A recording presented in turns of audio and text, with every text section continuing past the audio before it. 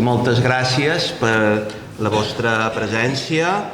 Iniciem aquesta jornada de debat, franquisme, feixisme, nacionalisme espanyol, un balanç.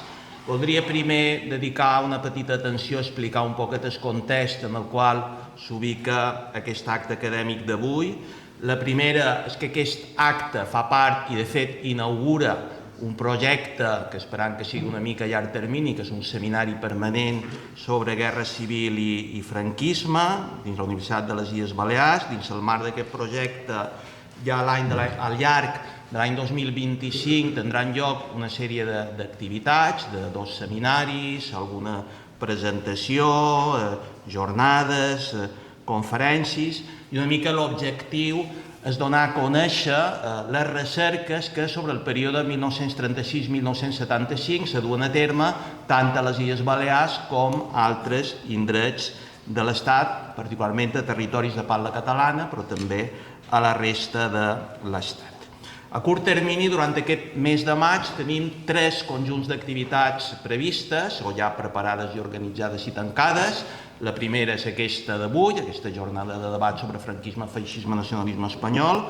La segona serà d'aquí una setmaneta, el dijous 22 i el divendres 23, que serà el primer seminari sobre la guerra civil i el franquisme, història i memòria de la guerra i de la postguerra, que tindrà lloc aquí mateix a Can Oleo, dijous i divendres de la setmana que ve, de 16 a 20 hores, i estàu convidats, l'entrada és lliure, però com podeu observar, convé que si no vos heu inscrit, vos inscrigueu, perquè en certa manera tindrà preferència que estigui inscrit, i podeu trobar fulls allà a la taula d'inscripció, la taula que tenim allà darrere. Si teniu algun dubte, podeu comentar amb en Miquel Vidal Bosch, investigador de la Universitat de les Illes Balears, que és juntament amb jo qui coordina aquestes activitats.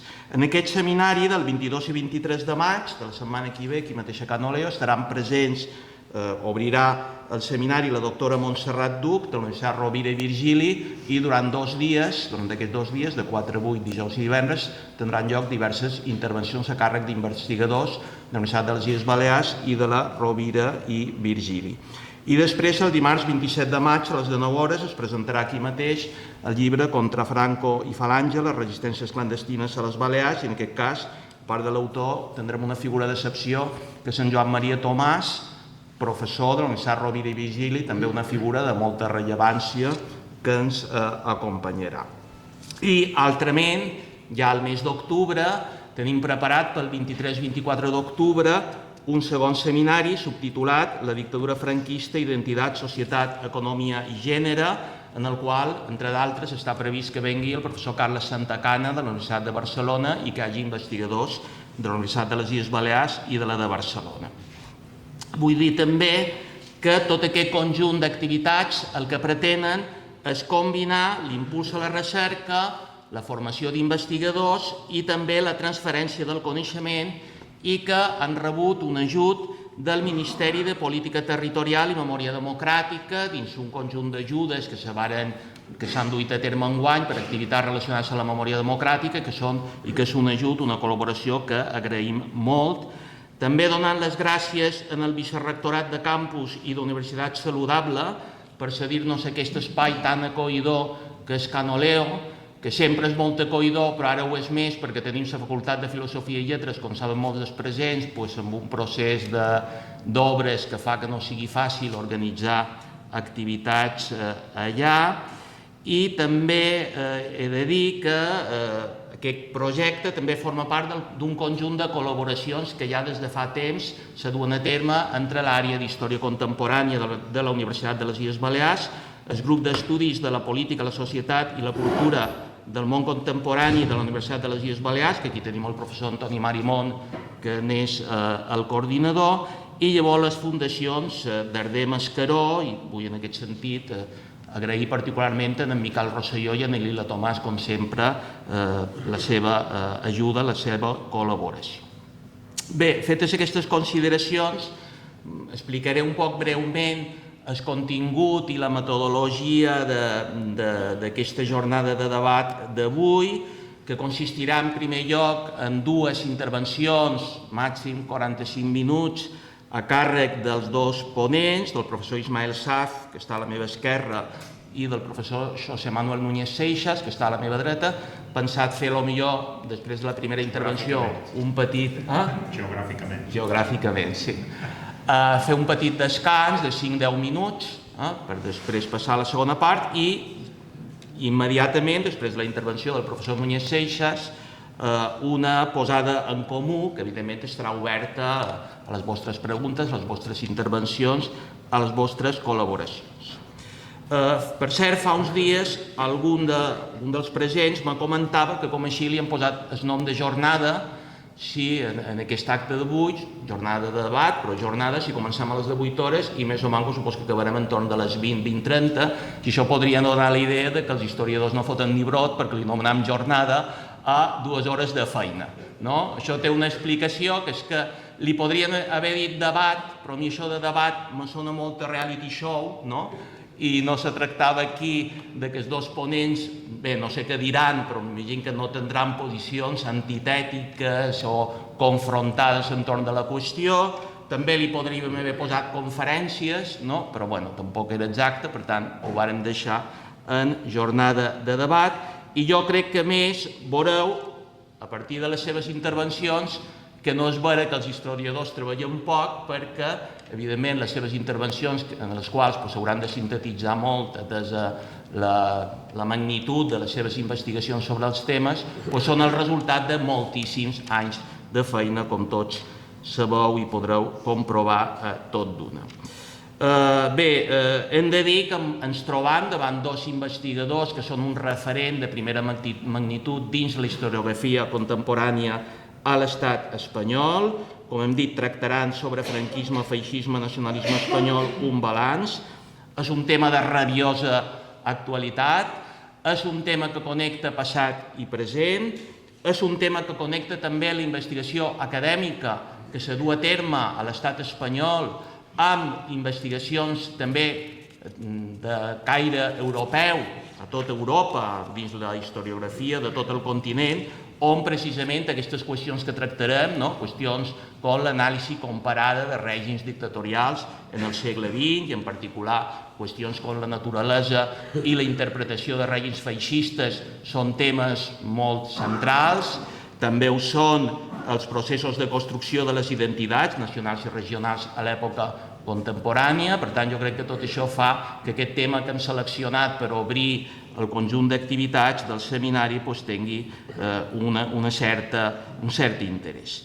D'altra banda, se tracta de temes que tenen una certa complexitat, però que malauradament massa sovint en alguns mitjans de comunicació i per tant d'alguns responsables polítics, posem responsables entre cometes, de vegades se tracten amb un excés de lleugeresa i de vegades se tracten amb visions a priorístiques, polititzades i nominalistes.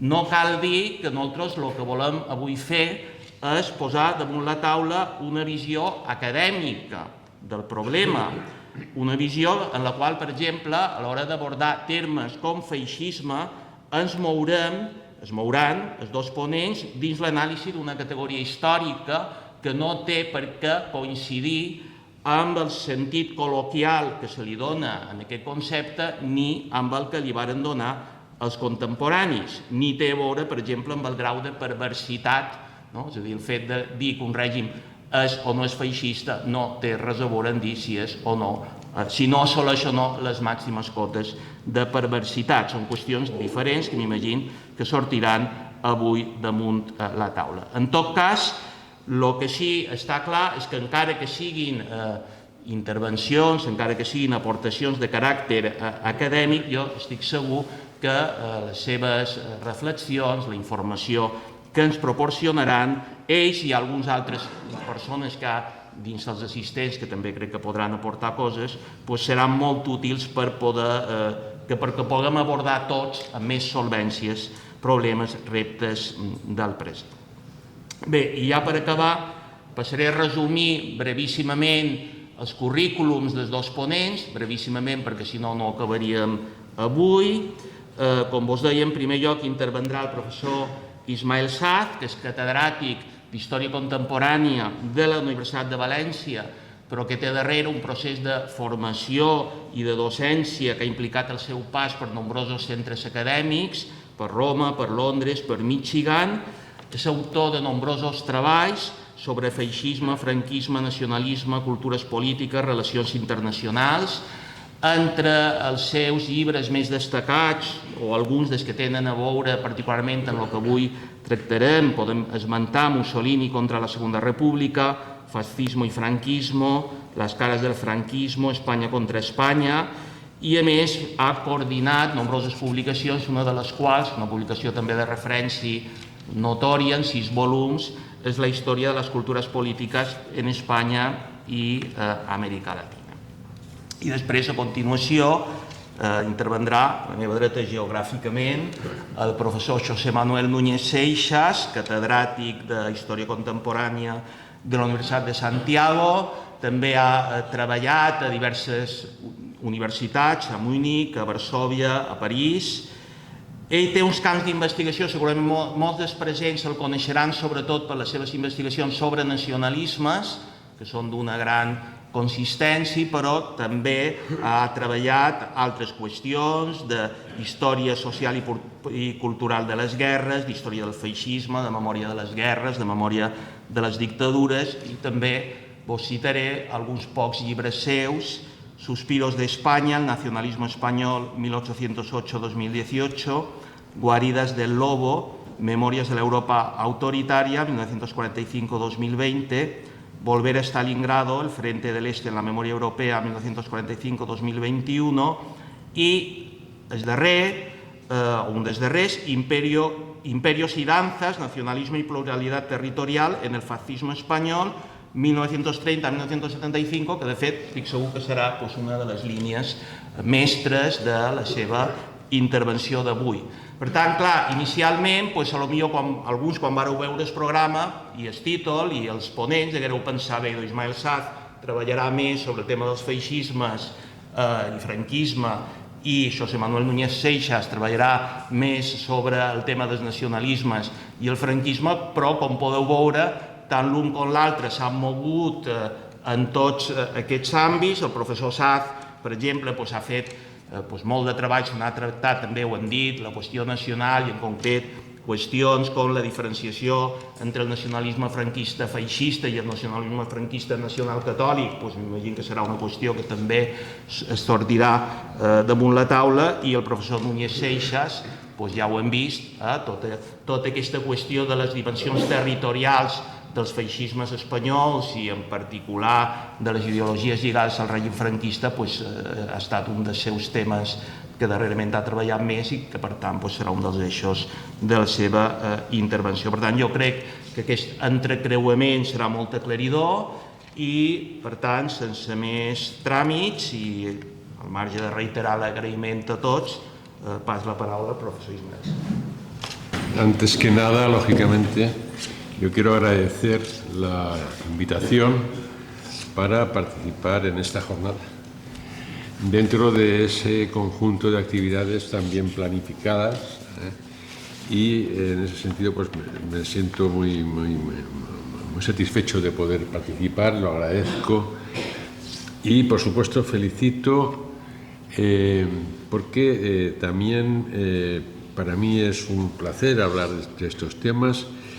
Y tengo que hacerlo porque creo que además el título de la jornada está muy bien elegido, por lo menos en lo que a mí respecta.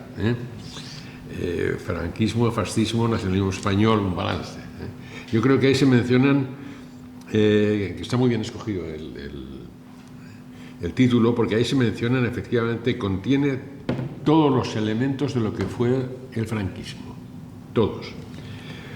De lo que hubo en el franquismo, porque en el franquismo hubo efectivamente nacionalismo español, del cual hablaré un poco en extenso, y fascismo. Y fascismo además de un proceso muy importante que se ha llamado y está reconocido así como procesos de fascistización, que explicaré después. En primer lugar, nacionalismo.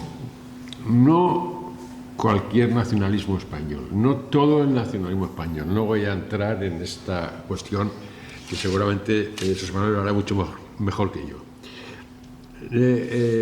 No, desde luego, el nacionalismo democrático español, por cierto, aplastado por el franquismo, como todo el mundo sabe, no cualquier nacionalismo de derechas, que los hay.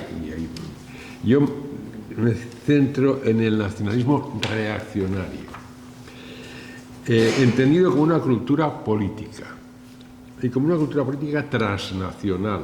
Insistiré mucho en esto, no de transnacional. No es exclusivamente española.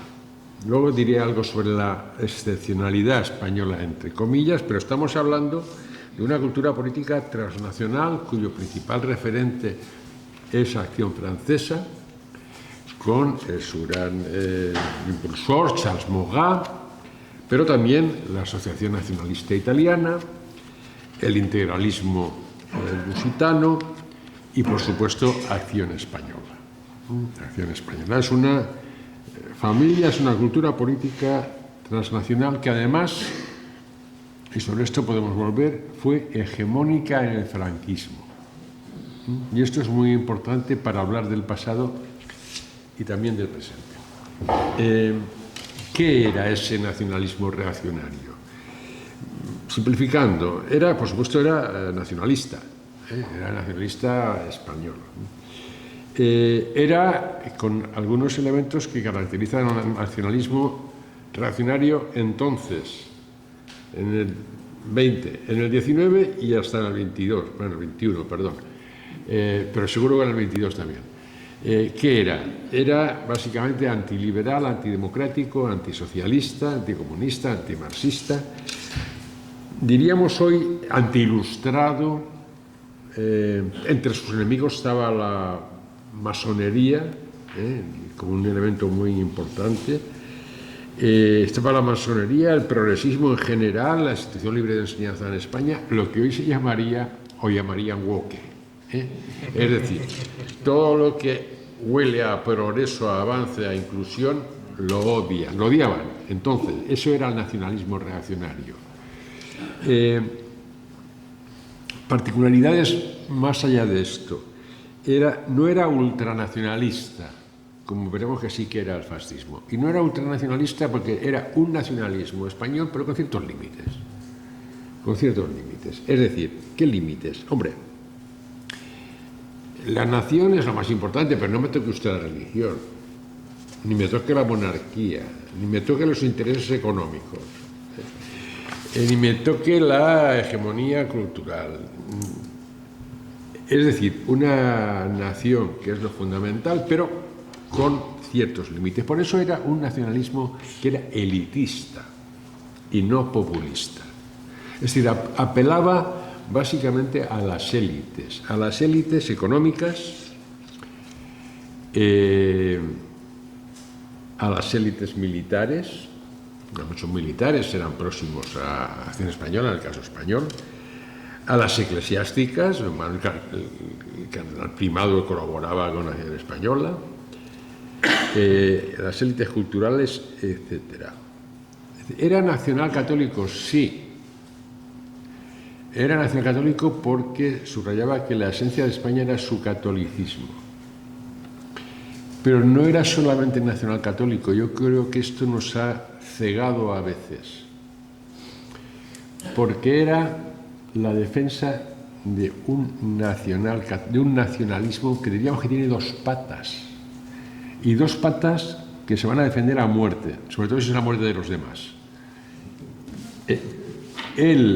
Una pata efectivamente es que no hay más español que el que es católico, y el que no es católico no puede ser un buen español, ni siquiera a veces ni español. Pero hay otra pata que se nos olvida, por la que también estaban dispuestos a morir y matar y generar guerras civiles, que era la monarquía. Esa pata se nos olvida con la idea del nacional católico y ya está. No solamente eso, la monarquía.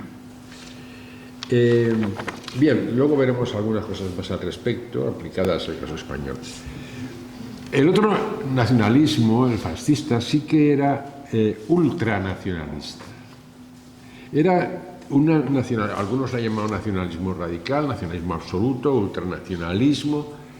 hay bastante consenso en esto. Es un nacionalismo sin límites. Por encima de la nación no hay nada, ni siquiera tendencialmente, luego la práctica política es otra cosa, pero la nación es el pueblo y el líder por antonomasia del pueblo, que es el duce, el Führer, el caudillo, etc. Y como tiene los mismos enemigos que los otros, liberalismo, democracia, socialismo, etc. Pero el gran legitimador es el pueblo.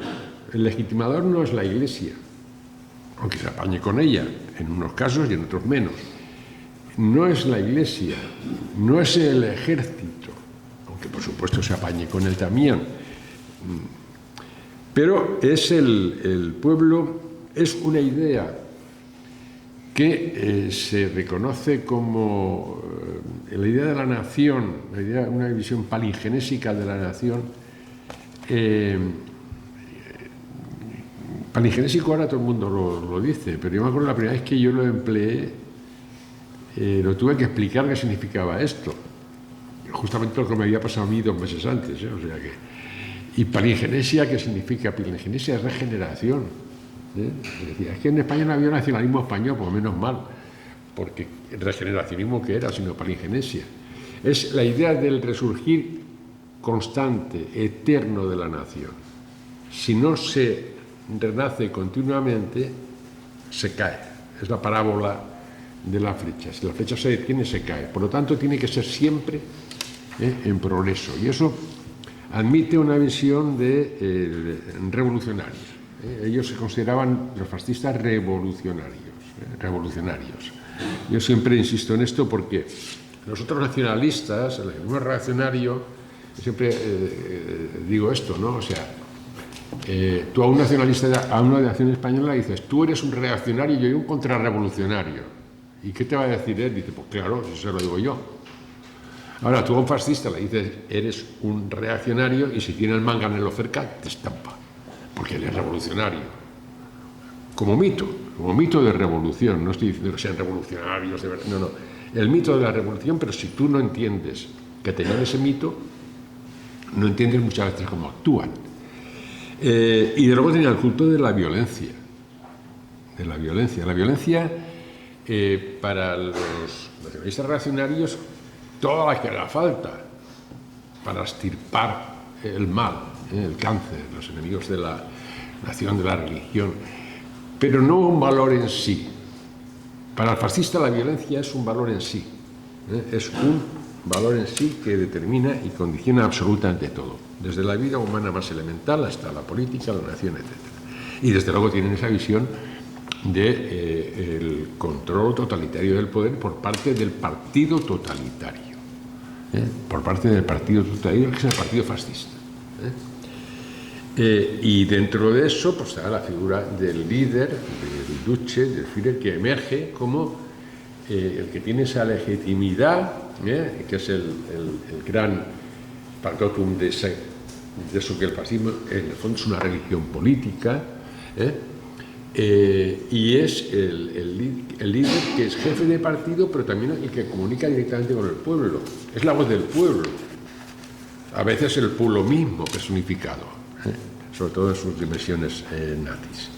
Bien, todo eso, diríamos que es esquemáticamente lo que son 2 culturas políticas transnacionales, que son españolas, pero que son transnacionales. Insisto, volveré sobre la cuestión de la supuesta excepcionalidad española, y si la hay, ¿en qué consiste?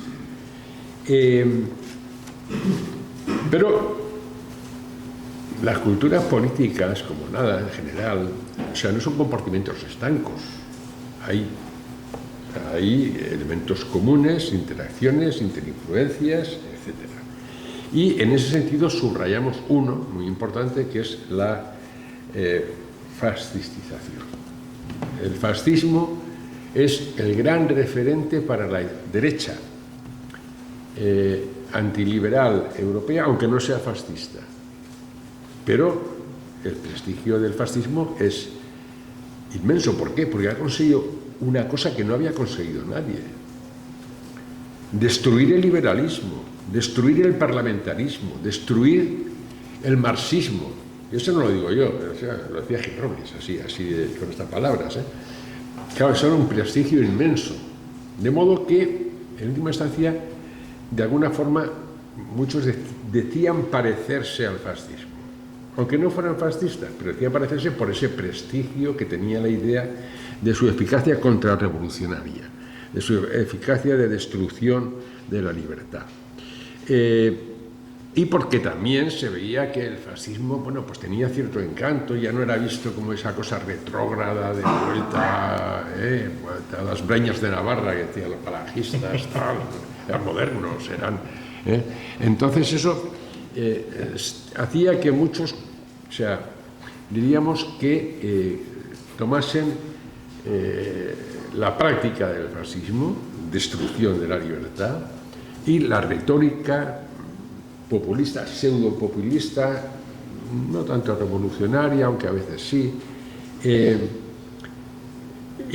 algunos, como el nacionalismo reaccionario español, llegaron más lejos que nadie en esa idea de fascistización, porque llegaron a decir que los fascistas eran ellos.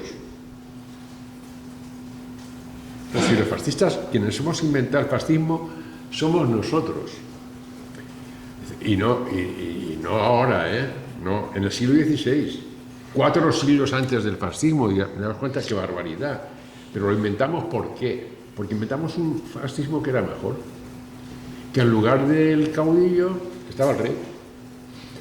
Y en lugar del partido con su ideología, pues estaba la iglesia. Era mejor. Claro, están diciendo que ellos, en el fondo, fascistas no son, pero se quieren apropiar de esa idea del fascismo.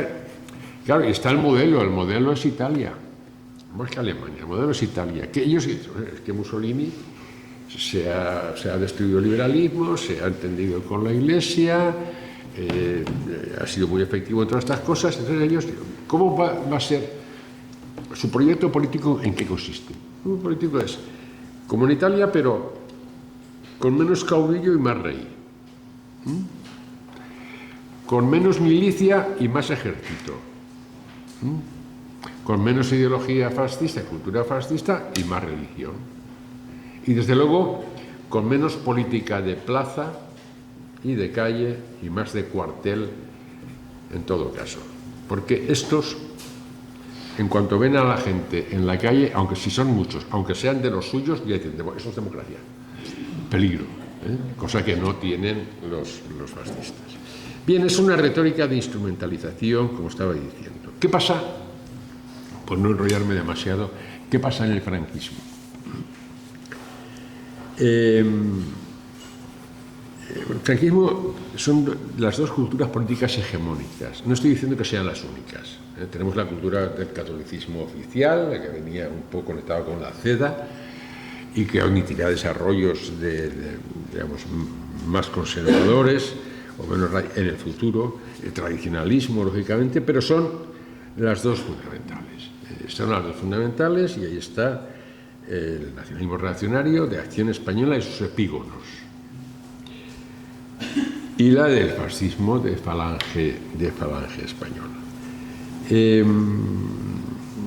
El debate podremos abordar algo más, porque si Acción Española desaparece, bueno, estamos tomando, diremos, las cosas por el rábano por las hojas. No desaparece la revista, desaparece el enunciado, pero ahí están los que se mantienen en esa cultura política, que será buena parte del Opus Dei después, que serán los del Grupo Árbol en los años 50, que serán los tecnócratas,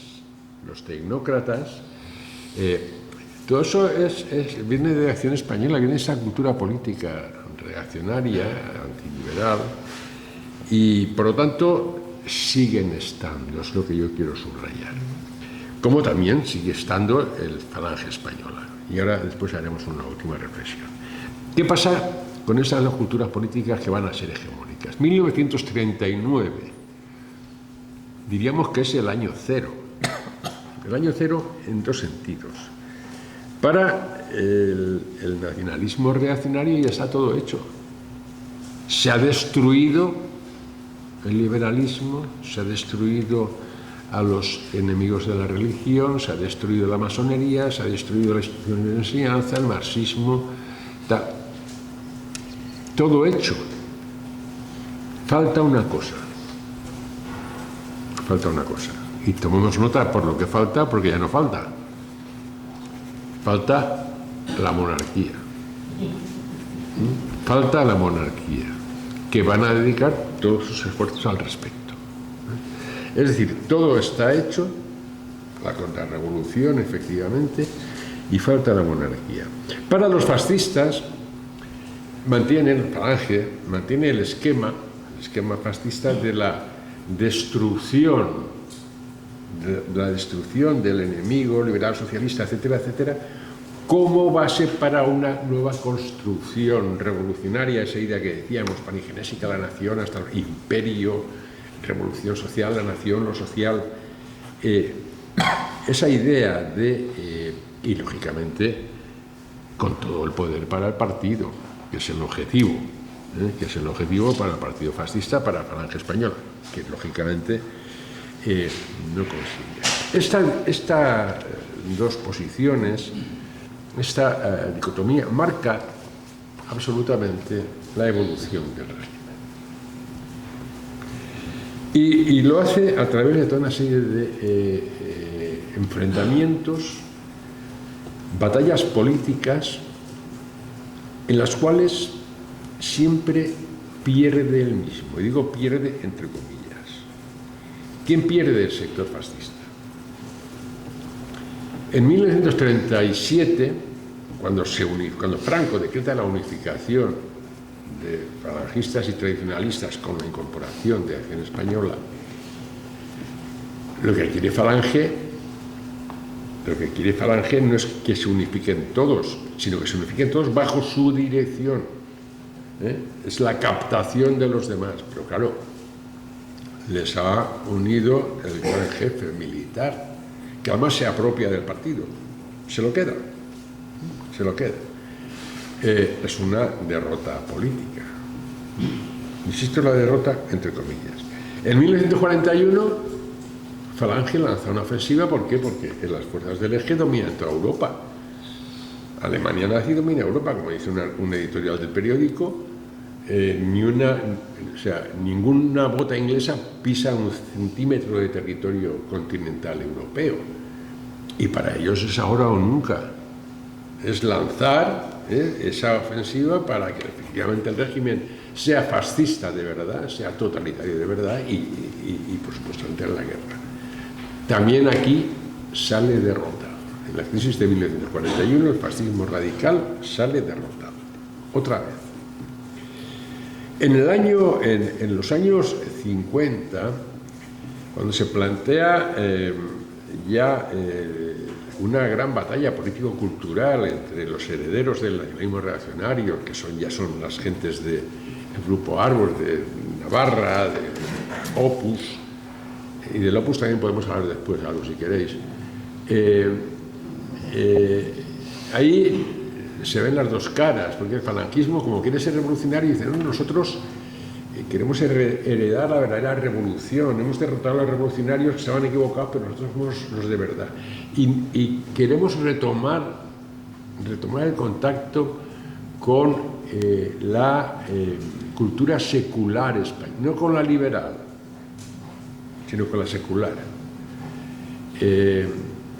Mientras que los otros dicen que ni hablar, ya les hemos derrotado, ya los hemos fulminado, entonces lo que los fascistas dicen, vamos a trocear a Machado, y con unos trozos de Machado nos vamos a quedar, incluso de Miguel Hernández, con unos trocitos, o incluso de Alberti, con unos trocitos, lo demás a la hoguera.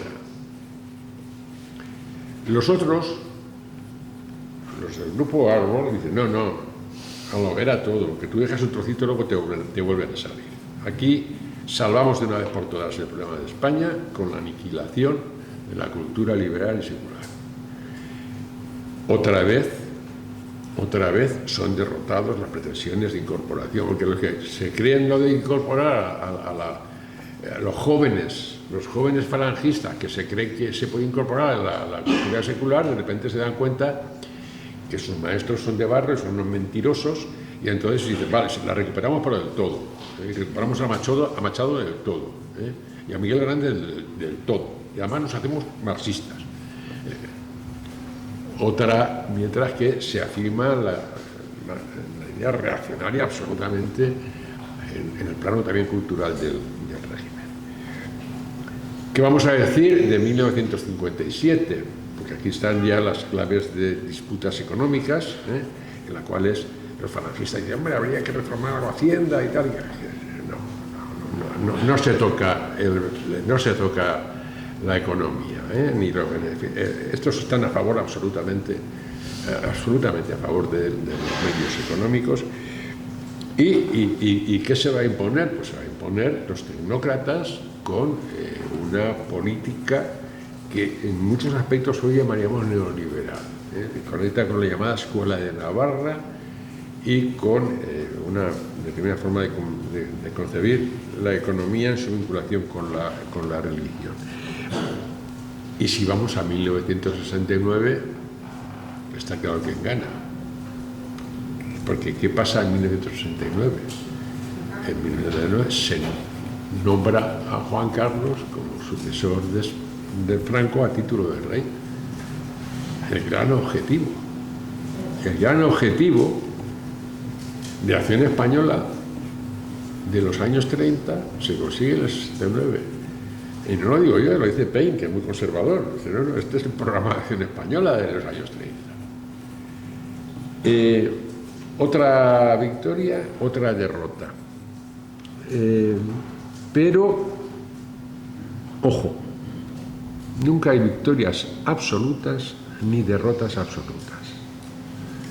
Falange nunca es derrotada absolutamente. Ni los de Acción Española y sus epígonos triunfan absolutamente. ¿Por qué? Porque todos son necesarios. Todos son necesarios. Y ahí la figura de Franco es fundamental. Franco sabe perfectamente que los necesita a todos. Porque si se impone Falange, ¿qué falta hace un militar? Ahora falta un dirigente fascista. Pero si imponen los monárquicos, ¿qué hace falta un cadillo? Lo que hace falta es la monarquía.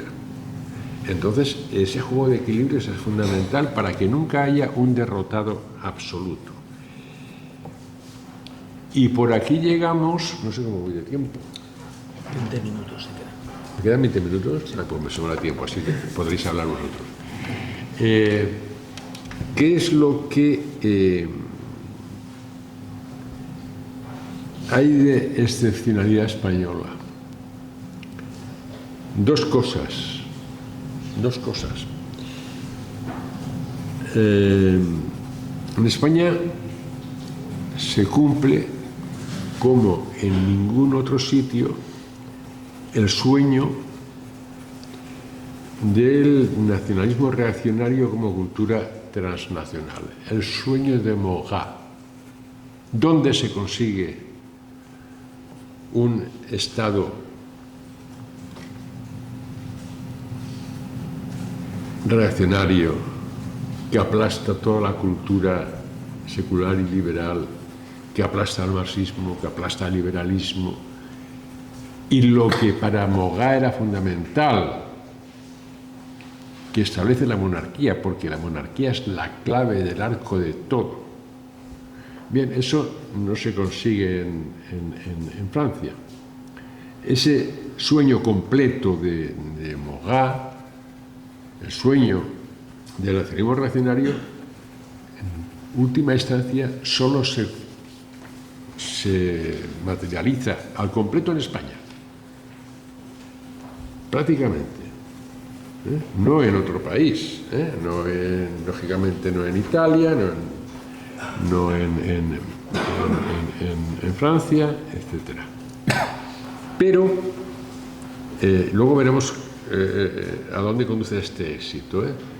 Pero en principio sí, en principio en el año 69 parece que por fin lo han conseguido todo. Porque más ellos quieren una sociedad sin política. Una sociedad sin política, sin partido político, por supuesto, con unas masas amorfas que no están presentes en la política, que eran elitistas, satisfechas con el desarrollo económico y tal, y nada de política y con monarquía. ¿Y qué pasa con el partido fascista? Pues sí, aquí hay otra excepcionalidad española. Porque el partido fascista en España es el partido que de toda Europa está más tiempo en posiciones de poder. Más que ningún otro. Más que ningún otro. Es un caso único. Es un caso único. Porque el partido fascista está al principio, está al final. Es verdad que nunca es hegemónico, que nunca marca la dirección o la evolución del régimen, que no determina esta evolución. Pero también es verdad que está siempre presente y que no desaparece y que por tanto no es despreciable, no podemos ignorar su presencia a la hora de situarnos.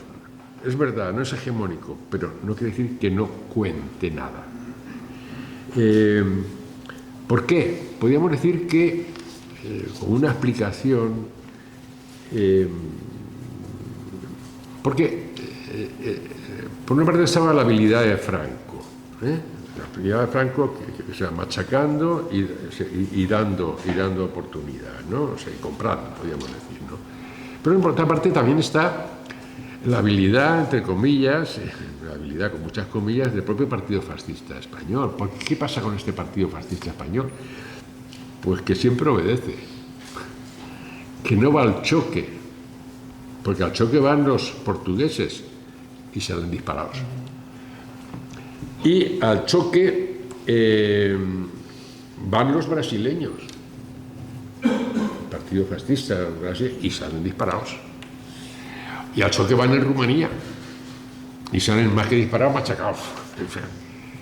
Aquí no van al choque. Aquí van, queremos esto y tal, pero si Franco dice no, dice bueno. Entonces, claro, esto garantiza su permanencia, porque entonces para Franco es estupendo, los tiene ahí, y son utilizables en clave para reprimir la disidencia, sea de sus propios aliados o sea para el control de la población.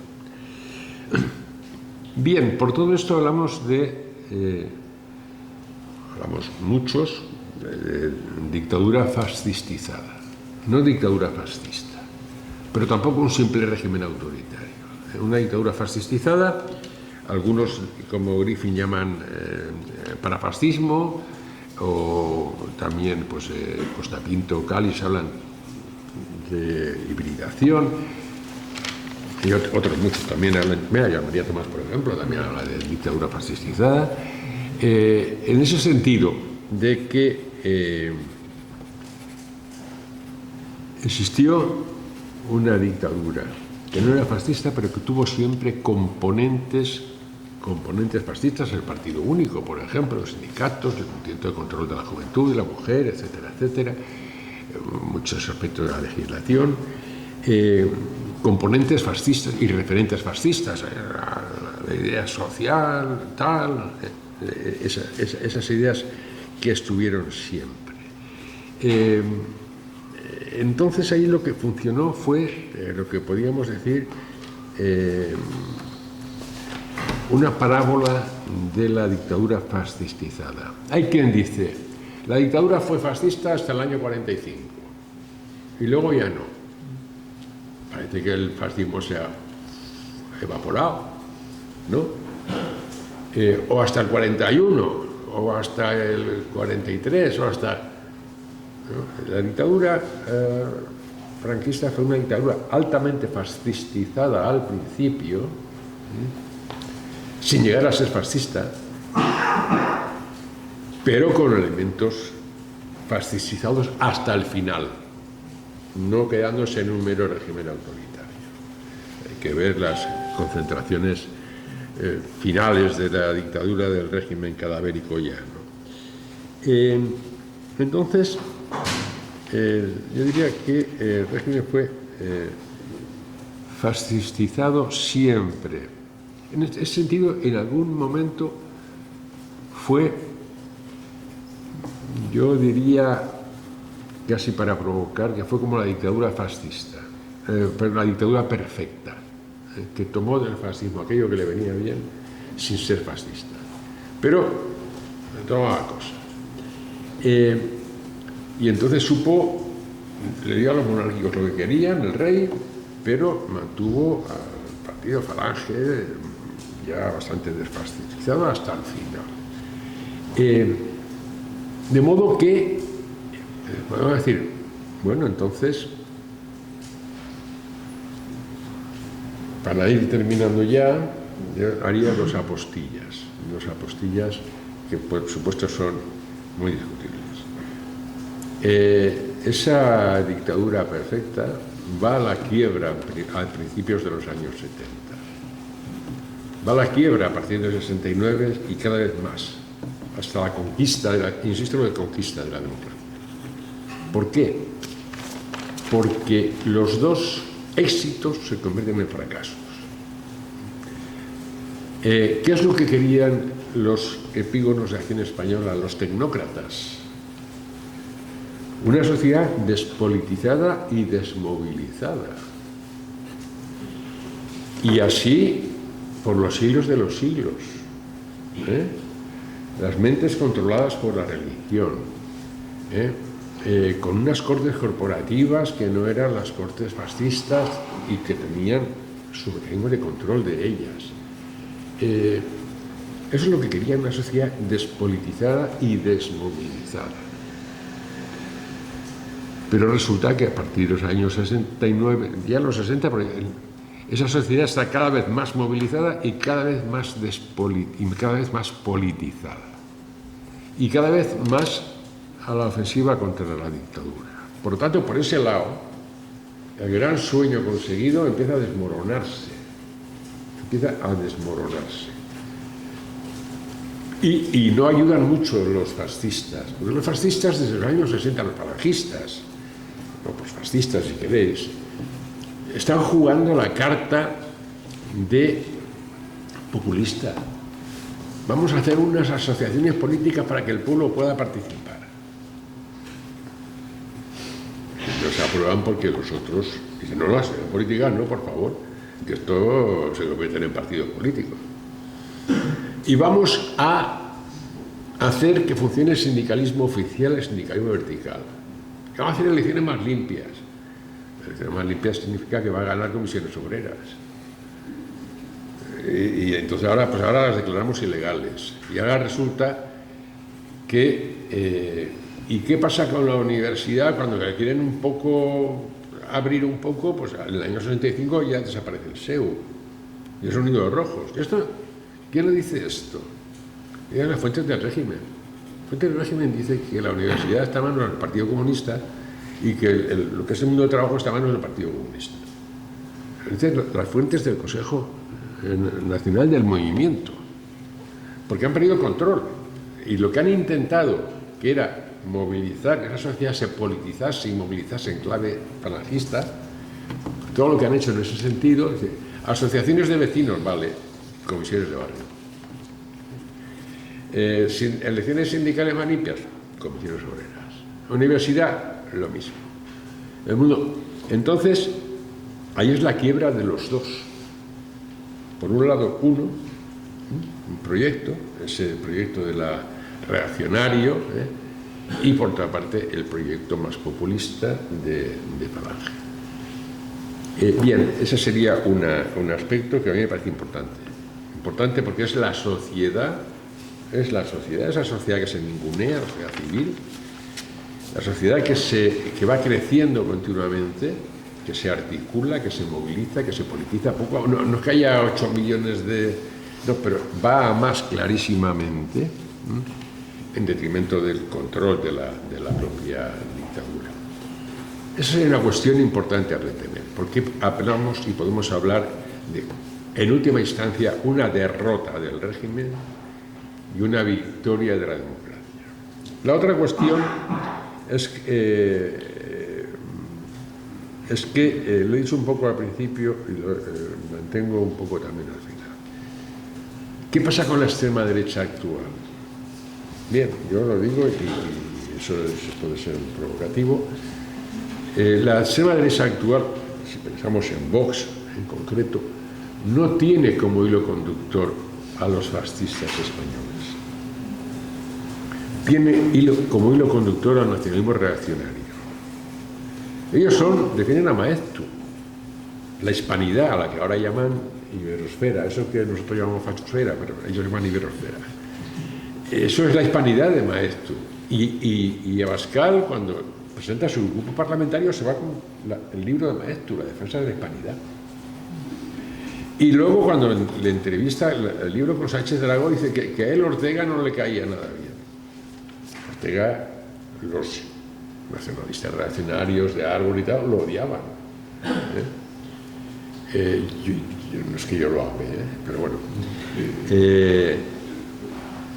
No le gusta a Ortega, defiende la línea neoliberal de las gentes de Árbol y de los tecnócratas, los defiende, no es populista en este sentido, no es un defensor de lo social, eso hasta algún simpatizante suyo se lo reprocha, algún historiador muy conocido. Conecta más con esto, y con esa idea de que la religión tiene un papel. Esto lo vemos en la extrema derecha general. O sea, daos cuenta que hay una cuota de defensa de la religión que no es casualidad que vaya vinculada a la defensa del neoliberalismo, porque son dos caras de la misma moneda, y eso lo dicen los americanos y lo dicen la extrema derecha europea. Y esto, insisto, que es, y nos podríamos preguntar, lo he dicho un poco de pasada al principio, a finales del siglo XIX, cuando se localiza por parte del nacionalismo reaccionario francés, pero no solamente francés, esa gran clave, esa gran pata de la extrema derecha, que es el odio al extranjero, el odio al inmigrante, el odio al otro, que está ahí, asentado desde finales del siglo XIX, que se mantiene antes del fascismo, con el fascismo, después del fascismo, y no digamos ahora, que lo sabemos perfectamente. Esa defensa también del mundo de los negocios y de los intereses de los negocios, y esa idea de que la religión ahora ya da igual que sea, ahora ya no hace falta que sea católica. Ahora, los católicos se llevan muy bien con los protestantes del ordoliberalismo alemán, por ejemplo, o con los protestantes americanos, es decir, la cristiandad frente al otro, al enemigo de siempre, que ahora ya no es tanto el judío como el islam, pero la gramática es la misma, se lo digo al otro. Y por este lado yo creo que es importante analizar el franquismo, analizar cuál fue su cultura política hegemónica, cuáles fueron sus dinámicas, y el hecho de que esto nos demuestra que la historia de España no es en absoluto marginal en el mundo contemporáneo. Que para entender no ya el franquismo desde fuera, sino lo de fuera, desde el franquismo també és important. Molt bé, moltes gràcies. Abans tot voldria agrair naturalment a la Universitat de les Illes Balears i a Canolio, a totes les entitats i institucions que col·laboren, a l'invitació per tornar a Palma, i és sempre un plaer estar aquí i compartir amb vosaltres. Com que jo crec que soc l'únic representant que no té res a veure amb la corona d'Aragó, aquesta taula, doncs estic alliberat i continuaré parlant en castellà, que em surt una miqueta millor.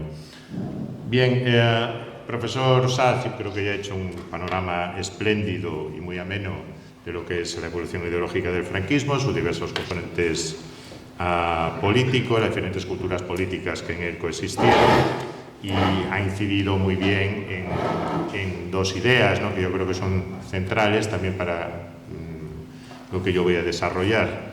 ¿No? Primero, esa idea de hibridación, fascistización, que el franquismo no es solo fascismo, sino que son más culturas políticas, tradicionalistas y católicos fundamentalmente. Luego están los militares, por un lado, que también tienen su propio proyecto nacional, y que yo diría incluso que es casi el que más impregna, ¿no?, la idea de nación que existe en el franquismo, de aquella idea de que la nación es un cuartel y que nace después de la guerra de Cuba, cuando retornan muchos militares de Cuba y consideran que, bueno, aquí no tiene que pasar lo que ha pasado en las Antillas, y por lo tanto palo duro, y aquí las jerarquías naturales tienen que funcionar como es debido. Yo creo que esa idea además se refuerza con la guerra civil, que no deja de ser también un elemento fundamental del franquismo. Pero en todo caso, coexistencia y hibridación. Y por otro lado, bueno, nacionalismo sí, pero como dice la caricatura del presidente Illa en el Polonia, no us flipeu, ¿no? Es decir, nacionalismo sí, pero lo de las masas cum grano salis. Es decir, eso de ver mucha gente en la calle, pues no, tiene que ser cosas mucho más controladas. Y si nos fijamos, el franquismo convocó muy pocas manifestaciones de masas, y cuando lo hizo fue en momentos terminales de gran crisis y de manera localizada. Ahora, yo creo que si hay un ámbito en el que el franquismo intentó seguir, con contradicciones, una tendencia más general, no solo de los regímenes fascistas, sino diría autoritarios y totalitarios del siglo XX, incluyendo en esto también la dictadura stalinista en los años 20 y 30, su política de enraizamiento de Korenitsatsiya, que es la utilización, en el que sí quería movilizar gente, pero movilizar gente no tanto para cantar consignas y corearlas, sino para recrear la tradición y dar una idea diferente de qué era la esencia nacional, una conexión con el pueblo a través del baile, a través del canto, la canción popular, a través de la orquestación de trajes regionales supuesta en la calle, digamos, que obviamente tenía una función mucho más inocua. Nadie hace una revolución vestido de lagarterana, ¿no? Es decir, las revoluciones se hacen de otra manera, pero que sí dan una idea de calor popular. O sea, hay una suerte de vínculo directo con un pueblo superior, aunque no les gustaba el concepto de pueblo, y se lo utilizaban como los franquistas, es decir, era un pueblo disciplinado con un caudillo, con un líder, con una tradición nacional que no necesita pasar por las urnas, sino que pasa sobre todo por los usos y las creencias consuetudinarias. Y para eso se crean una serie de imágenes de las regiones, de las comarcas, de las provincias, en lo que yo llamaría una geometría territorial múltiple, que ya veremos que no está exenta de contradicciones. Y para eso también es necesario fijar determinados rasgos diacríticos y simbólicos, que convierten, digamos, esa apelación a la tradición en un refugio seguro frente a los peligros de la modernidad, y que tiene un potencial como espectáculo de masas, pero un potencial como un espectáculo controlado y sobre todo sujeto a escenificación. Actitudes críticas hacia el folclore heredado del siglo XIX, eran muy comunes entre los fascistas italianos y sobre todo entre los nazis. Se veían como símbolos de ese conservadurismo tradicionalista, reaccionario, muchas veces dominado por la Iglesia, pero no se renunciaba a él. Lo que se quería era modernizarlo, darle un nuevo aire, darle un nuevo estilo. A los anarquistas les encantaba la palabra estilo, ¿no?, como sabemos. Darles un nuevo estilo que de algún modo lo depurase de lo que serían sus rémoras tradicionales. En esto, sobre todo, destacó la Alemania nazi, mientras que otros regímenes autoritarios fascistizados, como el Portugal de Salazar, donde el componente fascista, en parte porque fueron al choque, como bien dijo Ismael, era menor, no inexistente, pero sí menor, o otro caso, la Francia de Vichy, el escaso tiempo relativamente escaso tiempo que duró, el régimen de Vichy se caracterizó por las coreografías folclóricas. Sí que apelaron, digamos, a una concepción más tradicional del folclore. En cambio, en Alemania, en parte en Italia, se buscó una modernización de ese folclore, no exenta de contradicciones. Lo mismo ocurrió en parte en España. Bueno, en Italia, durante los años 20 hasta principios de los años 30, se exaltó el folclore regional, incluso había festivales de la canción en diversos dialectos italianos. Se excluían, eso sí, las llamadas lenguas de frontera, es decir, el alemán en Tirol del Sur, el esloveno en Venecia Giulia, el ladino incluso. Se potenciaba moderadamente el sardo, pero también el calabrés y otros, hasta que en los años 30 el régimen empieza a considerar que aquello tampoco le proporciona mayor fruto. En Alemania se alude sobre todo no tanto a un folclore basado en diferencias lingüísticas, sino en las antiguas, sino que se procura racializar el folclore, es decir, se utiliza el concepto muy alemán de Stamm y las diversas Stämme, es decir, como troncos de la raza, ¿no? Serían como partes de la raza. En cambio, en España hay, por un lado, una tradición de folclore tradicionalista y, por otro lado, quienes más se habían distinguido, curiosamente, desde el siglo XIX, de finales del siglo XIX, en bucear en las supuestas esencias inmanentes de lo que Unamuno llamaría la intrahistoria, eran los institucionistas. Había sido la Institución Libre de Enseñanza, había sido el Centro de Estudios Históricos dirigido por Ramón Menéndez Pidal desde 1910, a la búsqueda de las esencias del pueblo.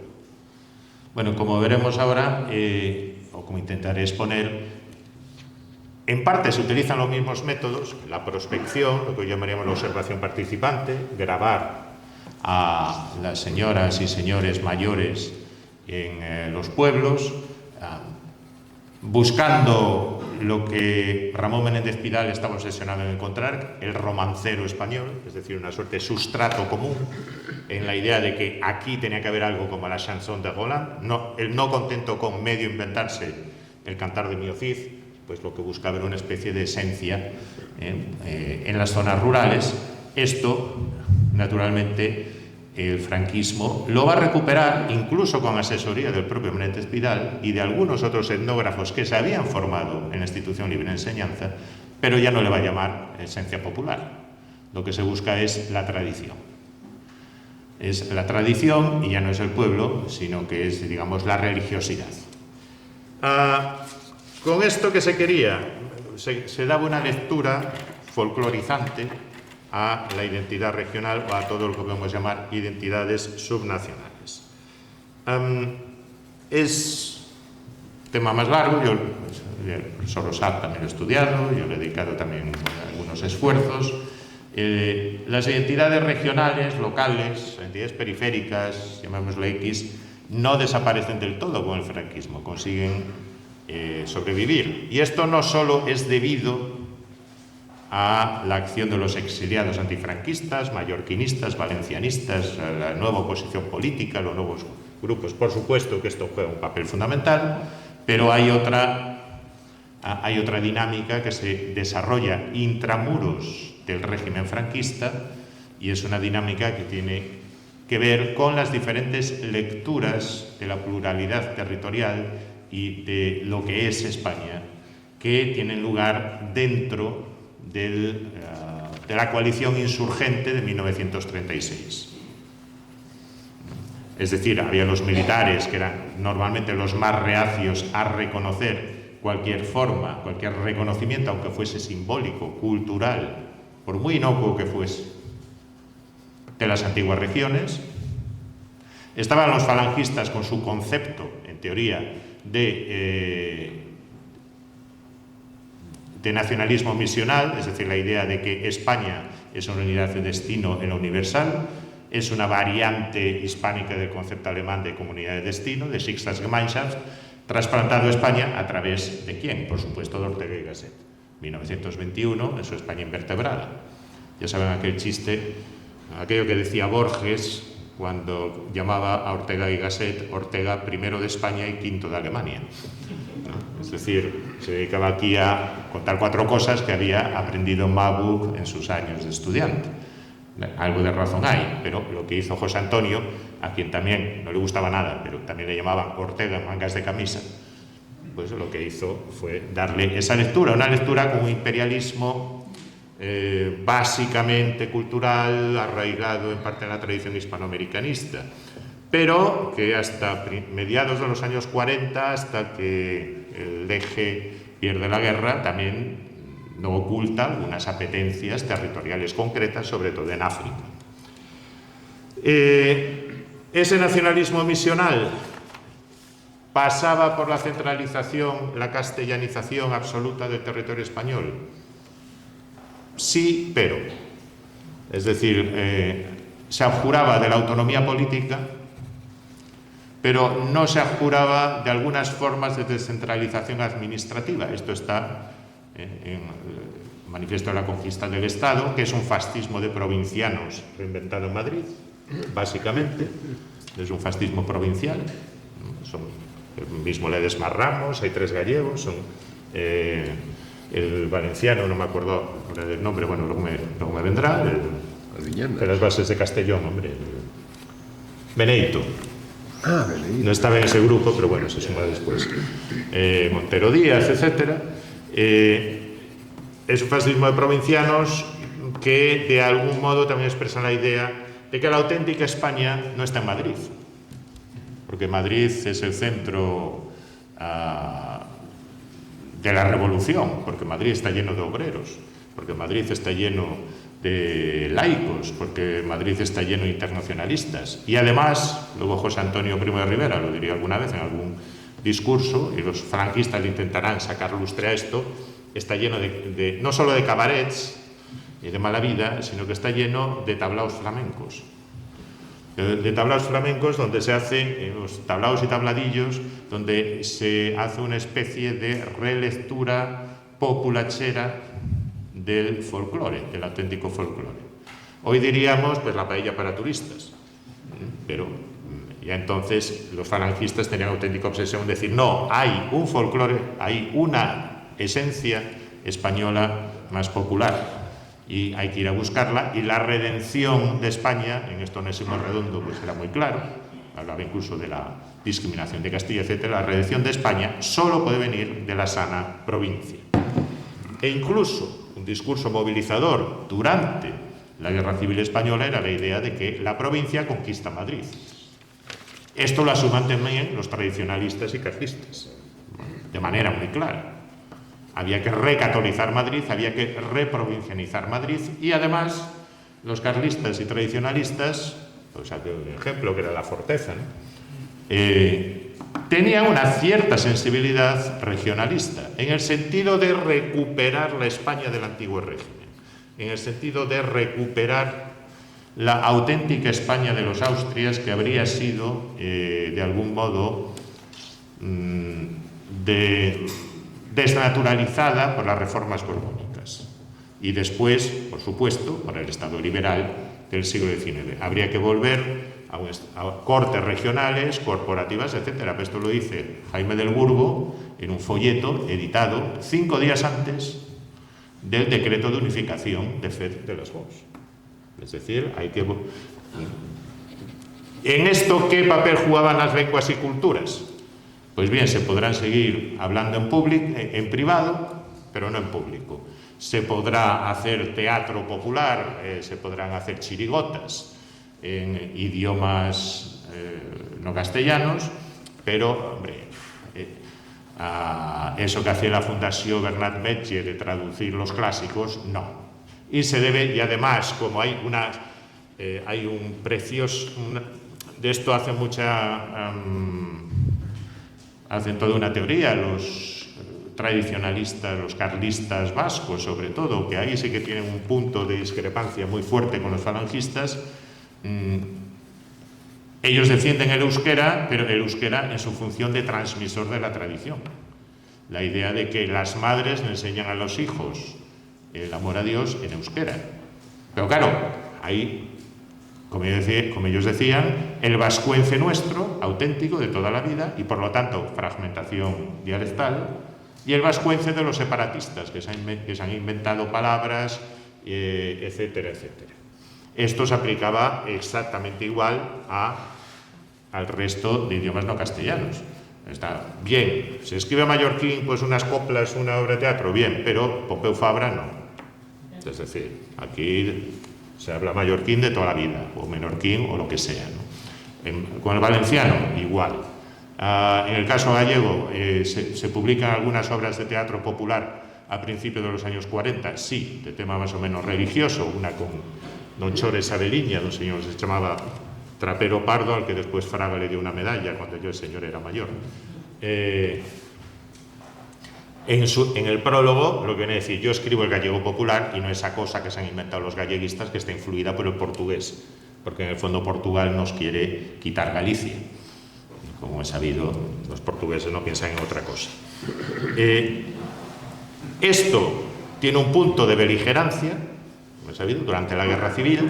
En el año 37 hay toda una serie de circulares en Guipúzcoa, en San Sebastián, motivadas curiosamente no por el tema del euskera que hablan los requetés, muchos requetés, sino porque hay muchos refugiados catalanes.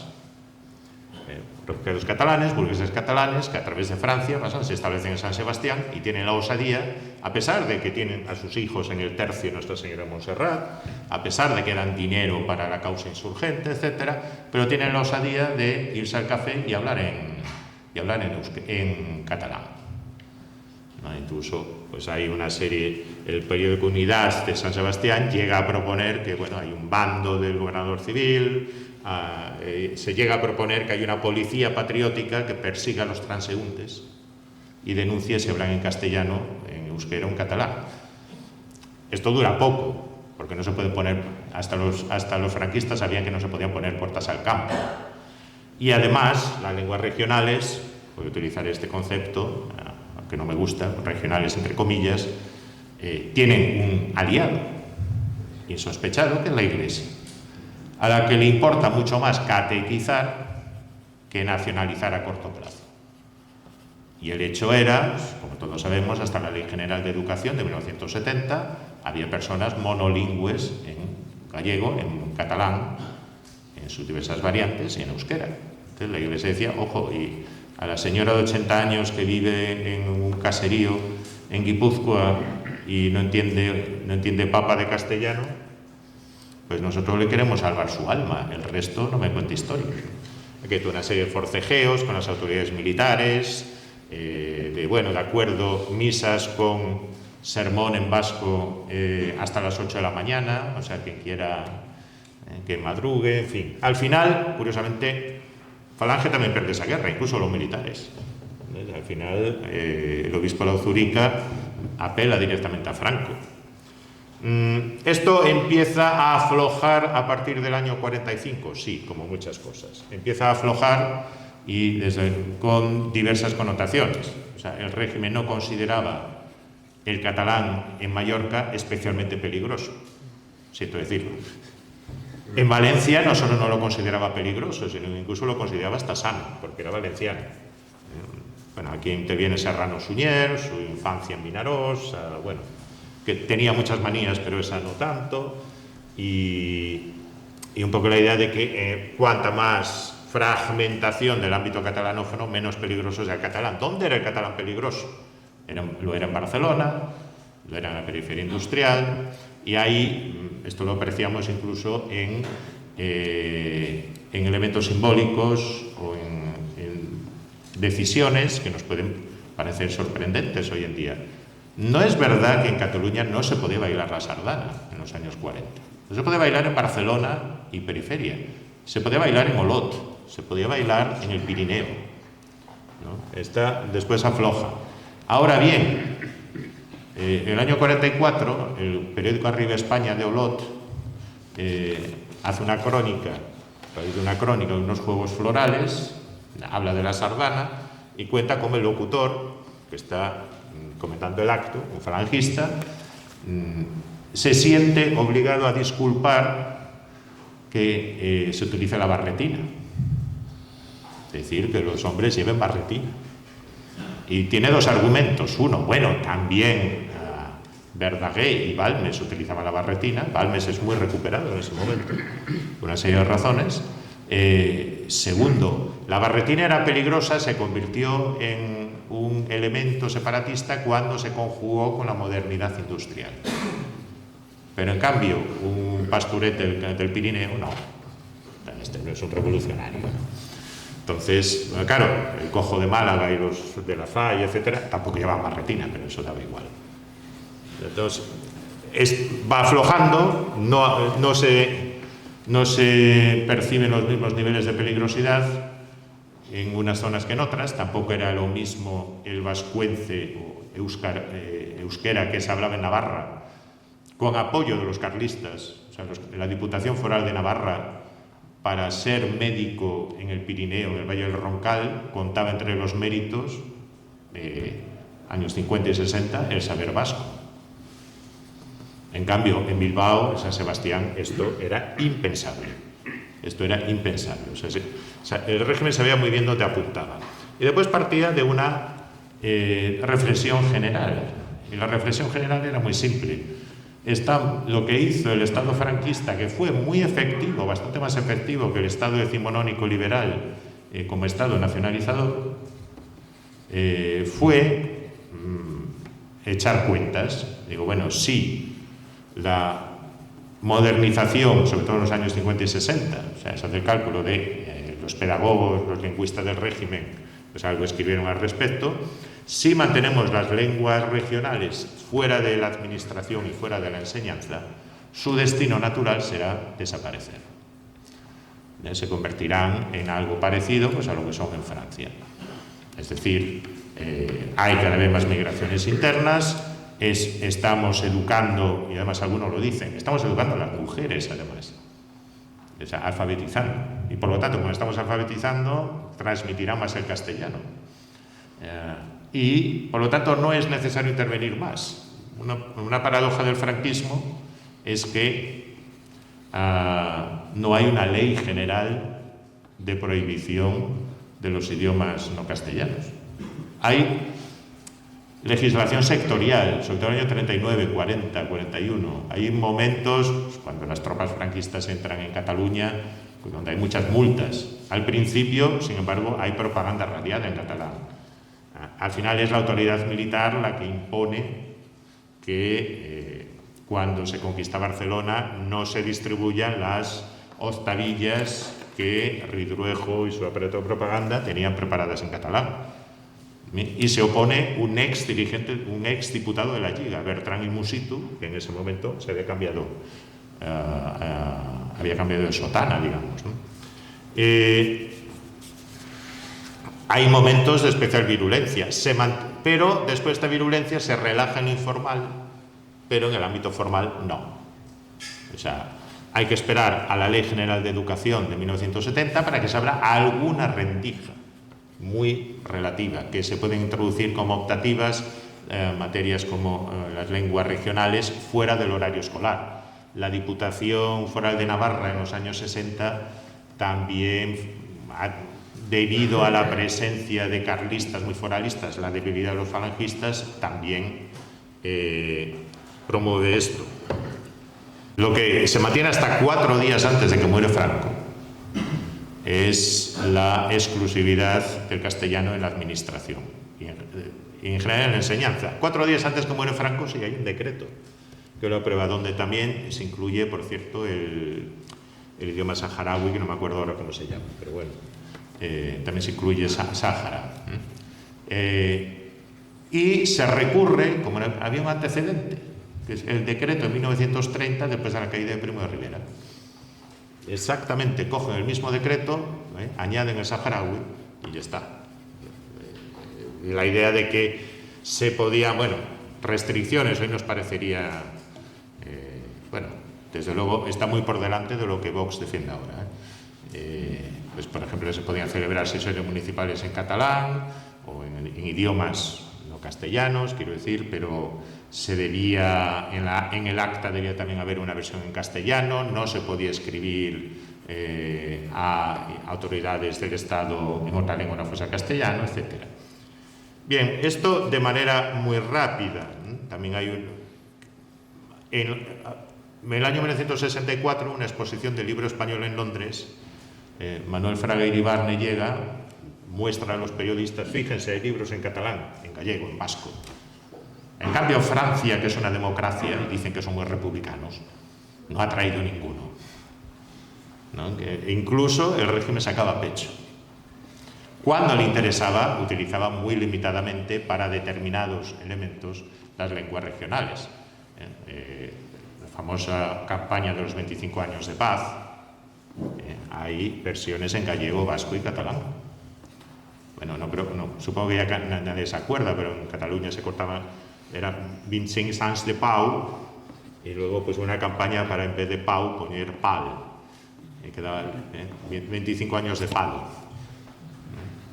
Pero incluso en el caso vasco, pues un verso de Iparraguirre, etcétera. O sea, algo de manera muy limitada intentaban llevar a cabo, no voy a decir un uso proactivo, pero sí hacer concesiones. Ahora, administración, enseñanza, no.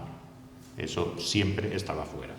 Y la idea a largo plazo es que la modernización acabará con esto.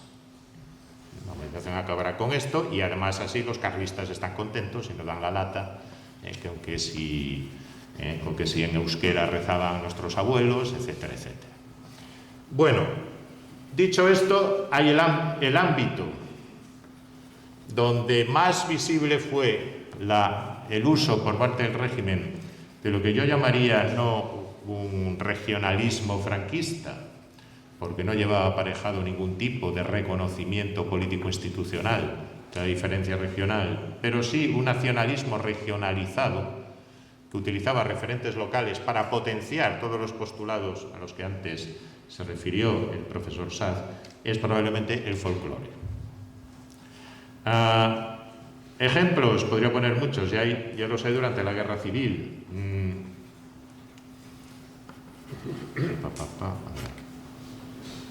Bueno, eso no lo podrán leer, pero es la Plaza de Toros de Castellón. Buena parte de las tropas que entran en Castellón después de los combates del Maestrazgo son del Cuerpo de Ejército de Galicia, y como homenaje el nuevo Ayuntamiento franquista de Castellón les organiza una corrida de toros. Ahí se ve una chica que se supone es una galeguiña y tiene una leyenda en gallego alrededor, que es difícil de traducir. Ei carballeira que me dé un pico doulle un pau. O al revés, ei carballeira que me dea un pau doulle un peso, que es una especie de lance, digamos, del folclore, ¿no?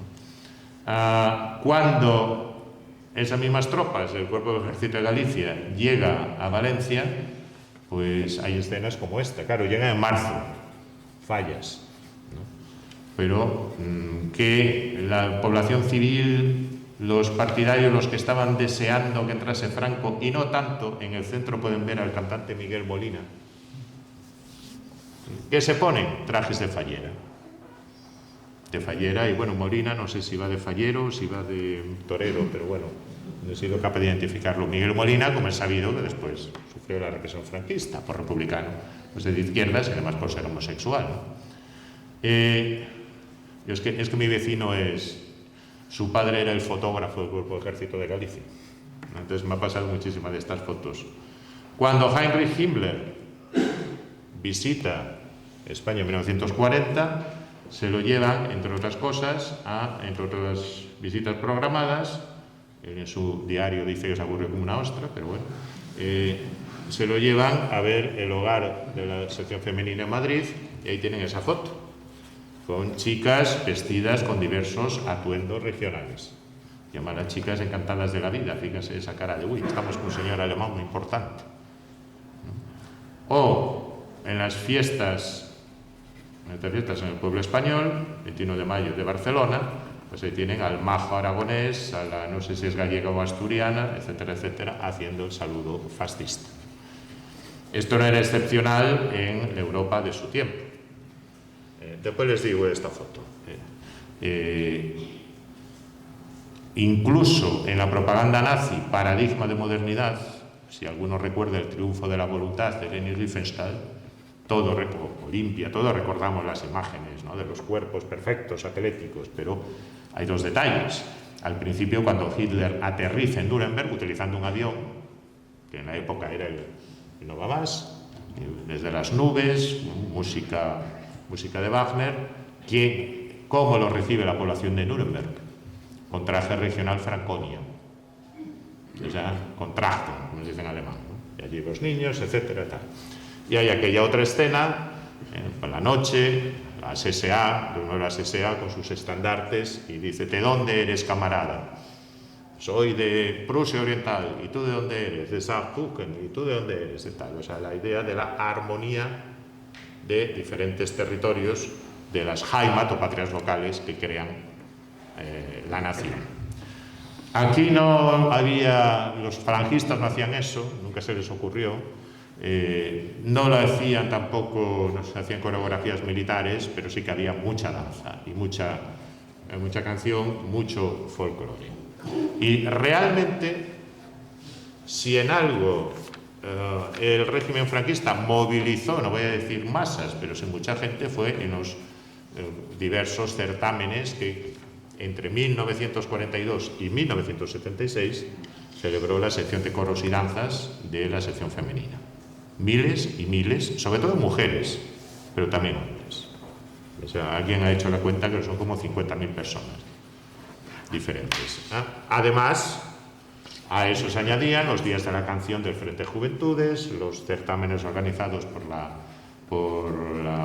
organización sindical, por Educación y Descanso, etc.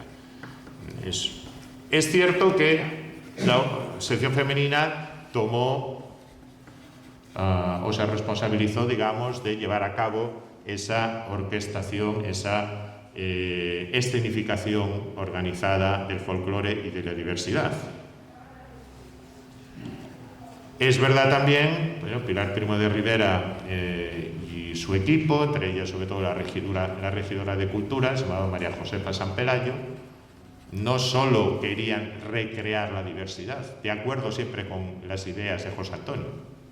Claro, hay que decir que la idea de unidad de destino en lo universal, bueno, si uno sobre todo mira los años de la Guerra Civil, los primeros años 40, se ve que se repite como un mantra por los falangistas, que hay intentos de, vamos a decir, de hacer patrística, ¿no? O sea, eso parece como cuando los especialistas, los teólogos, pues hacían interpretaciones de los textos sagrados.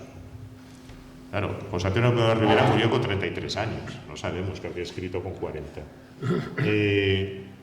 Pero que en todo caso hay intentos siempre de darle un sentido a aquello.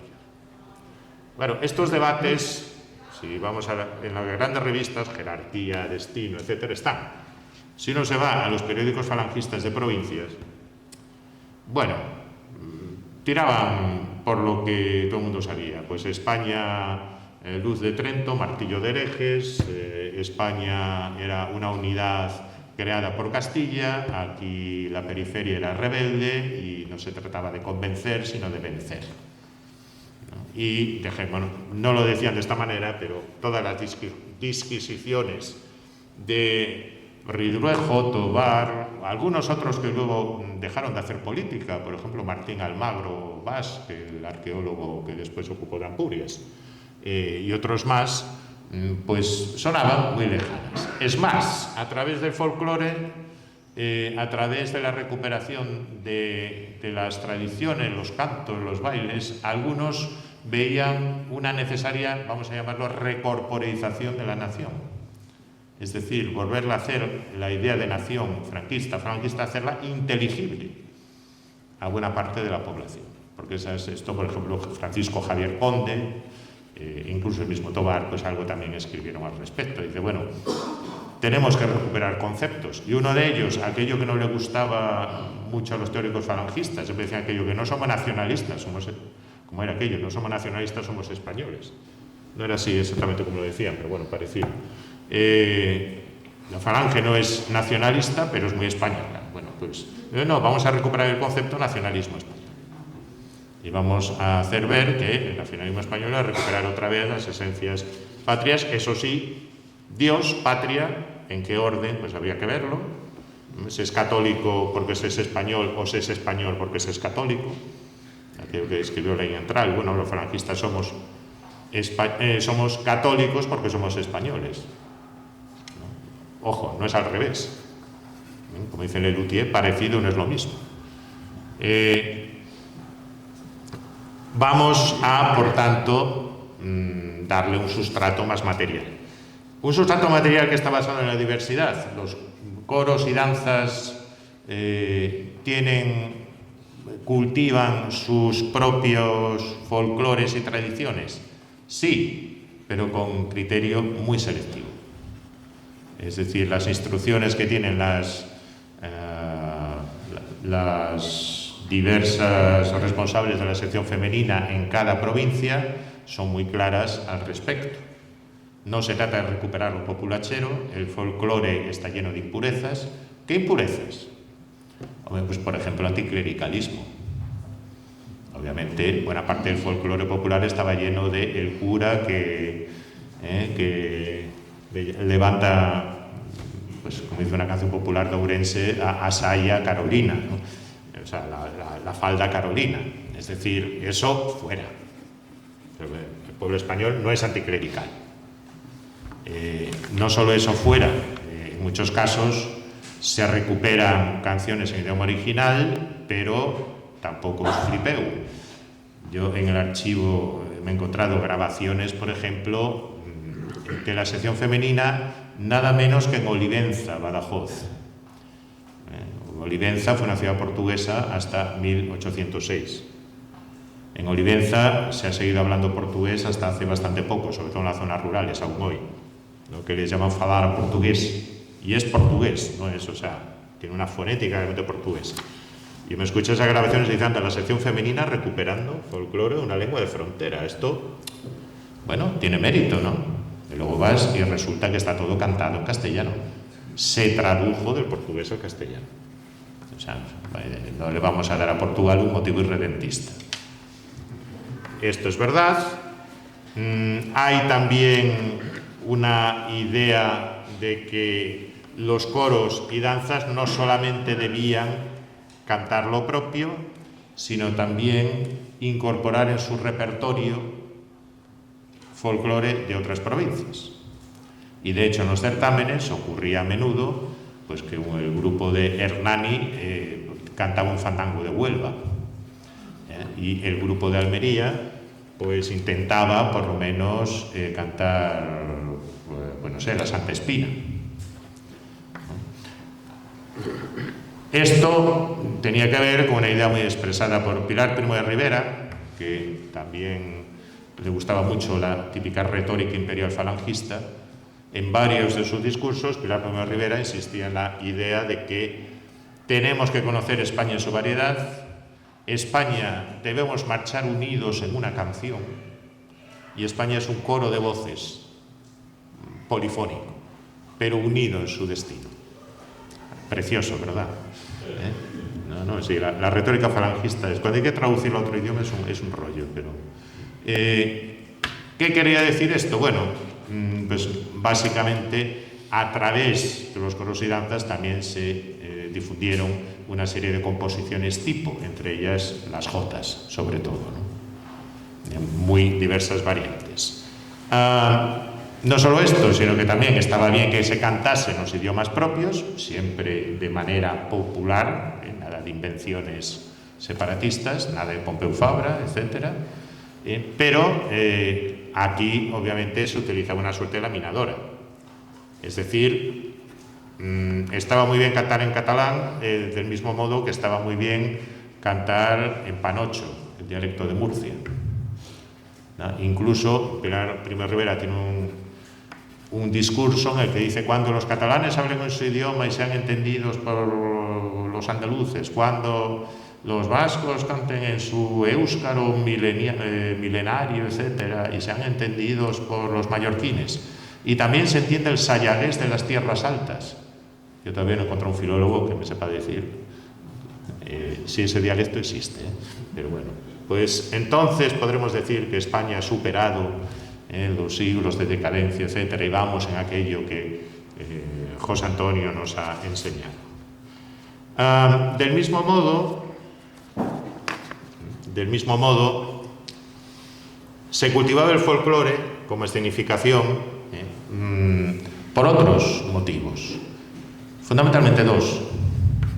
Uno, en las composiciones, sobre todo de canto y danza de la sección femenina, hay una adecuada, según el franquismo, hay una atribución de género muy determinada. Las mujeres bailan. Al principio las mujeres solo bailaban. Si tocaban un instrumento, ¿qué tocaban? Pandereta y las castañuelas y esto, la botella de anís con la... que no, tendrá un nombre, pero no lo sé. Y ya está. Oye, vas a poner a una mujer a tocar una guitarra, es muy complicado. Decían ellos.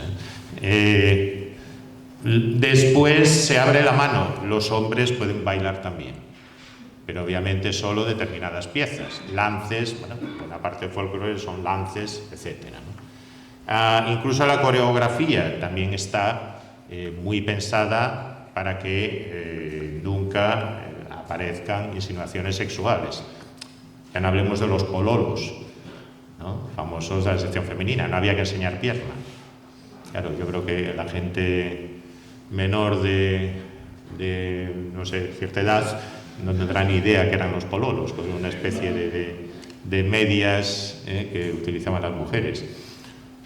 Claro, esto cambia con el tiempo, ¿eh? Yo tengo esta foto, esto se baila en los años 60 en los jardines del Palacio del Pardo, son los coros y danzas de A Coruña, no es Meirás, ahí me equivoqué yo.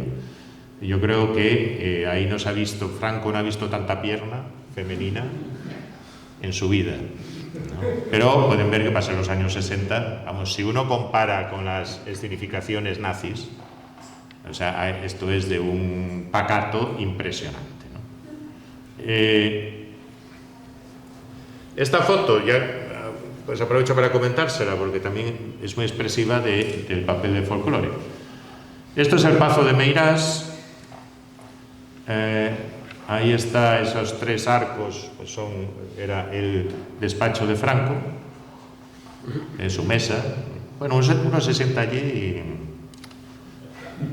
le entra algo, tráigame sentencias de muerte que... Pues hasta principios de los 50 los ministros todos tenían que dormir en el Pazo. Unas habitaciones que eran como de pensión el sopapo, ¿no? Es decir, porque bueno, cuando podamos alguna vez, finalmente si el Tribunal Supremo no lo tumba, se pueda realmente ver todo el Pazo de Meirás y la exposición permanente, etcétera, se podrá ver que es muy expresivo del franquismo, es cutrez absoluta. Pero, pues Franco les pedía a los ministros que se diesen una vuelta al Pazo e iban precedidos pues de un pequeño grupo folclórico con pandeiro y con gaitas. A mí me gusta mucho esta foto, saca de un documental de la Filmoteca, porque ahí se cruzan con la Guardia Mora, si se fijan. Que hasta el año 56 estaba ya cuartelada en Meirás y bueno, tenían su propio cuartel, etc. En los veranos. Sí. Bueno. O esta también en la capilla neorrománica que hizo construir Emilia Pardo Bazán, ¿no? Bueno, después los ministros iban a dormir a Coruña y se libraban de estas cosas, ¿no? Por tanto, primera función esa, restituir a la mujer a un papel, a un rol tradicional. Segunda función, bien, franquismo, bueno, Frente de Juventudes tiene sus campamentos, etcétera, pero lo que es la formación paramilitar masiva de la juventud no la propició. Sobre todo a partir de, bueno, con la pérdida de influencia de Falange, esto fue cada vez más claro. Pero se esperaba que a través del baile, a través de la canción, a través de las coreografías, se imbuyesen, virtudes como la disciplina, el orden, virtudes marciales en los bailarines y los bailarines. Es decir, se consideraba que esto formaba parte, podía convertirse en una suerte de educación paramilitar o pseudo paramilitar de la juventud. Finalmente, tercer aspecto, eran los trajes regionales. el franquismo lleva a cabo una reinvención, codificación y, si se quiere, planificación del traje regional. Para empezar, se elaboran tipologías provinciales, lo cual en muchos casos suponía que había que escoger por algún tipo de traje determinado. A ver, en casi todas las provincias españolas, si se fijan eso, Javier de Burgos en el año 33-34 tuvo mucho cuidado, pues hay algo de montaña y hay un río y hay algo de valle.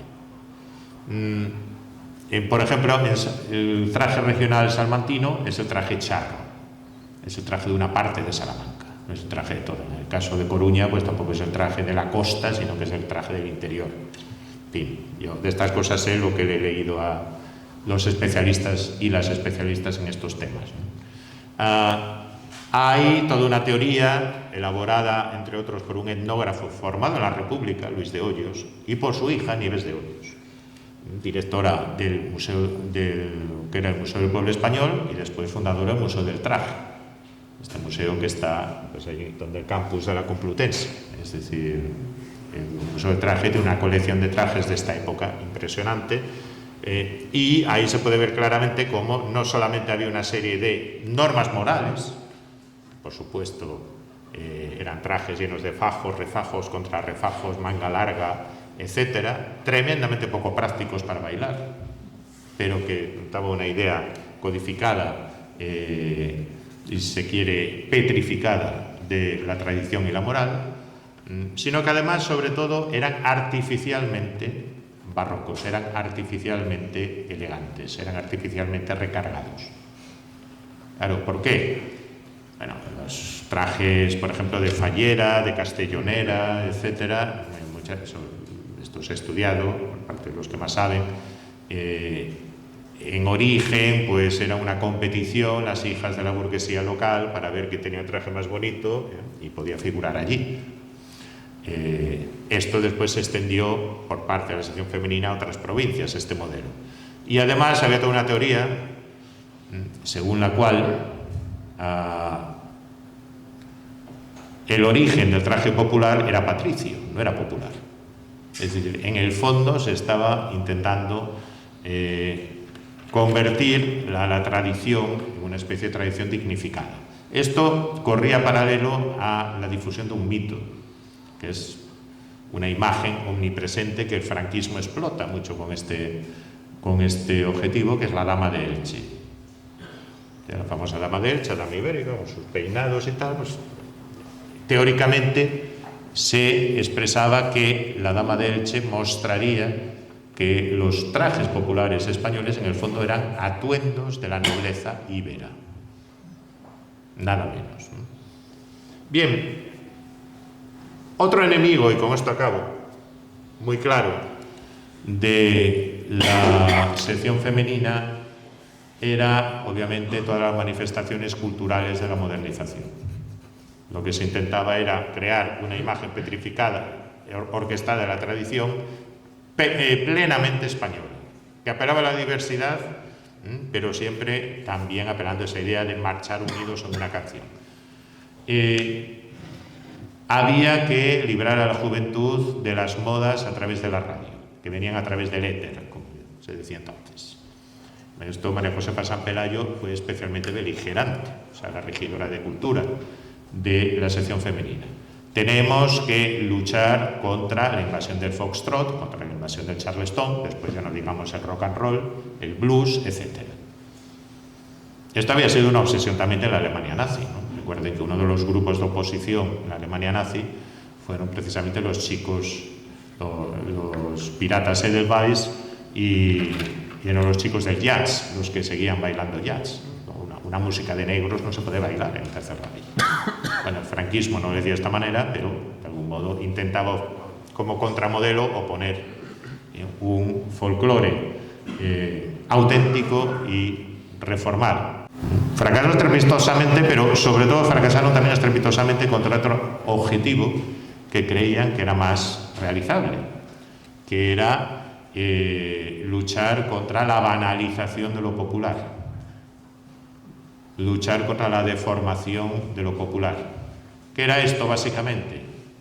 O sea, ¿cuál era ese enemigo? La copla, la canción española, lo que después se conocería como las folclóricas.